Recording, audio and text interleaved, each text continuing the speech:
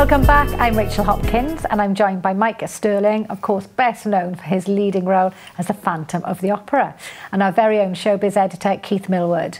Thanks for joining us both. Pleasure. Lovely to meet you, Mike. And you too, Rachel. Such a great voice, and of course you're here, we're going to talk about everything, but to tell us about the project that you've got on at the moment, Mask to Mask. Mask to Mask, yep. With myself, Peter Carey, and our fantastic pianist Jeff Eales. Yeah, we were going to be at the heist tonight in Swansea at Mal Pope's place, so we're really looking forward to that. Yeah, we've had a great time actually. It's one of these shows where it's very kind of how can I say, intimate. It's a very intimate thing where we've got some stories about some of the shows we've been in, some of the funny things that have happened, as well as some of the nice things that happened.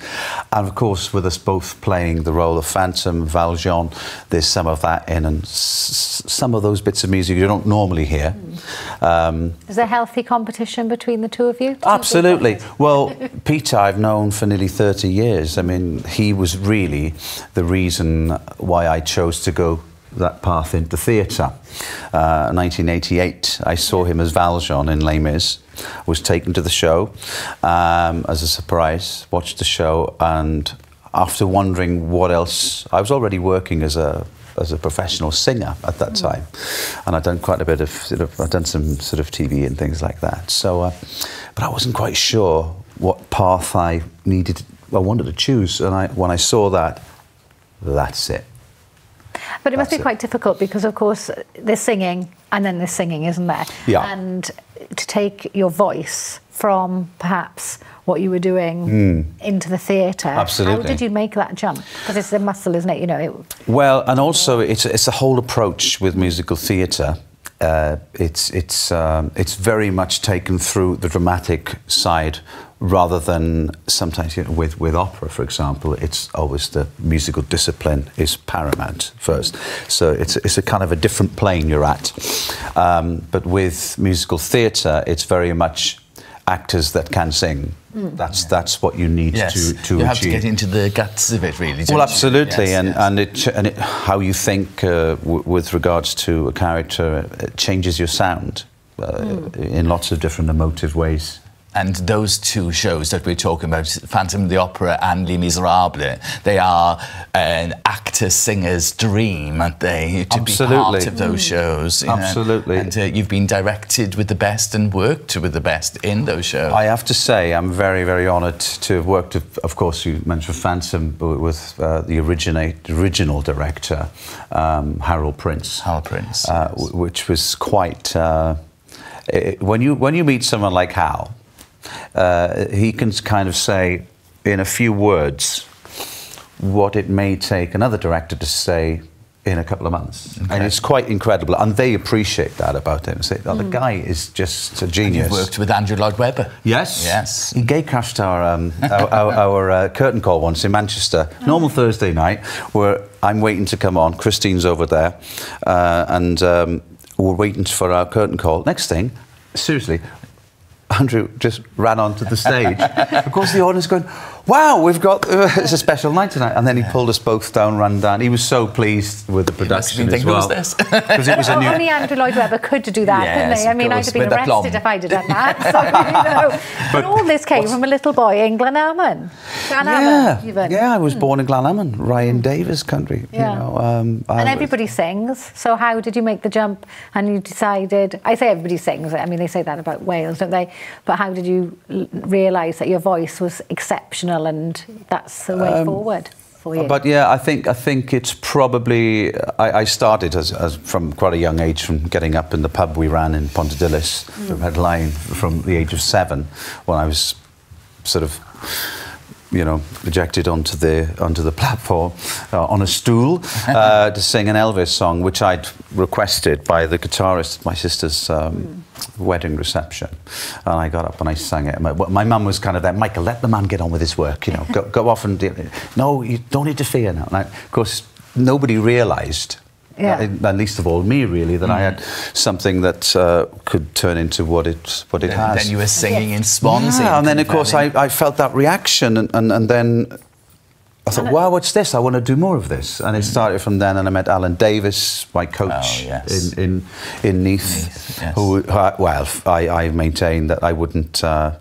certainly wouldn't have done half the things I've done without that grounding and that foundation that I managed to get from the technique that he showed me.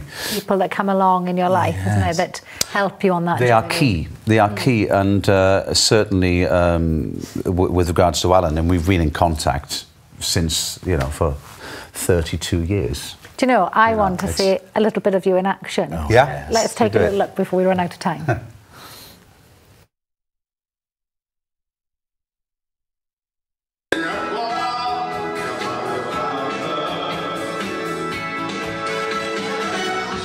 She had her moments, she had some style, but the best show in town was the crowd.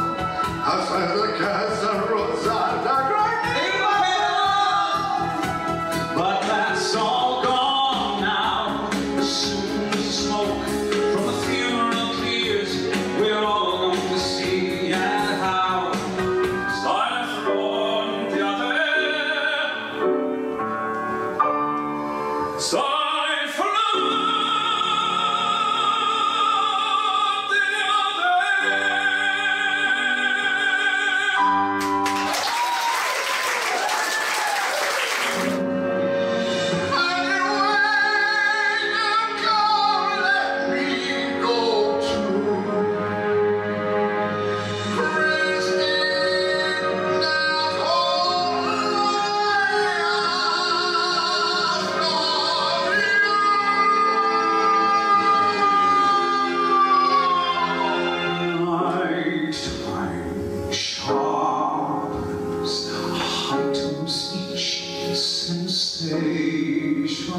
the darkness stirs and wakes imagination.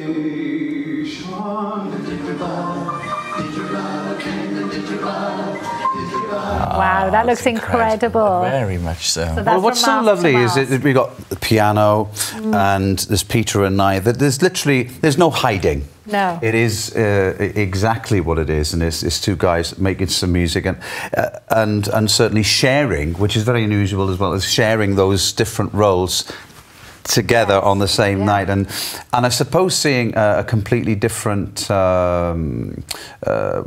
a different kind of end, a different generation, I suppose, a performer. Like, as I say, my inspiration was from Peter. I wanted to do musical theatre, and then so many years on, we're doing a show together. How did you come and decide to do this Mask to Mask? This Ian Parsons, very dear Ian Parsons, very dear friends of Peter and I, and yourself, Keith, and he's very passionate about music, and certainly he's had some great ideas, you know, over the years, and we've done some lovely work together. And he said, how do you feel about doing a show with Peter Carey? Well, I just had this idea, he said, and I thought, so he rang me, he said, called Mask to Mask.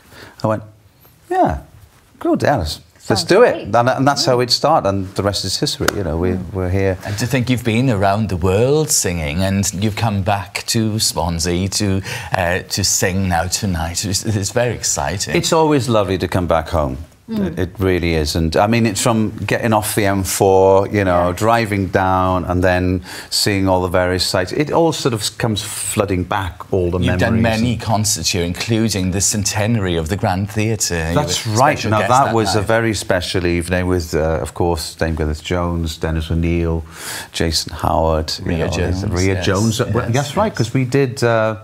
We had things like Last Night at the World, and and I love performing. Of course, Rhea's doing Sunset, isn't she, at the Grand? The Grand at the moment. And so I've always loved performing with Rhea. Yes, I remember seeing you in Manchester. Yes, in Les Miserables, but incredible. And you've worked with the best.